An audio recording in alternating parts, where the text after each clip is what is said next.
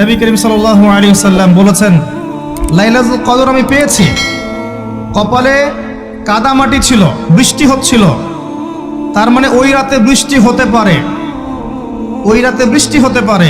লাইলাতুল কদরের আলামত রাতের বেলা বৃষ্টি হতে পারে। বৃষ্টি হয়েছে, তিনি নামাজ পড়েছেন, কপালের মধ্যে কাদা লেগেছিল, তিনি বের হয়েছেন, সাহাবীদেরকে বলবেন কোন রাতটা লাইলাতুল কদর, আজকের রাতটা লাইলাতুল কদর, এটা বলতে বের হয়েছেন। বের হয়ে দেখছেন দুজন মুসলিম আপোষে ঝগড়া করছে। লিসেন টু মি, দুজন মুসলিম আপোষে ঝগড়া করছে। আমরা বলি না যে মুসলিমদের মাঝে ইখতিলাফগুলো রহমত, আমরা বলি না? দুজন মুসলিম আপোষে ঝগড়া করছে। এই কাজটার কারণে আল্লাহ রাব্বুল আলামিন নবী সাল্লাল্লাহু আলাইহি ওয়াসাল্লামের হৃদয় থেকে এই কথাটাকে তুলে নিলেন। তিনি আর বললেন না এক্স্যাক্টলি কোন রাতে লাইলাতুল কদর ছিল, তিনি বলতেই বেরিয়েছিলেন যে কোন রাতে লাইলাতুল কদর ছিল।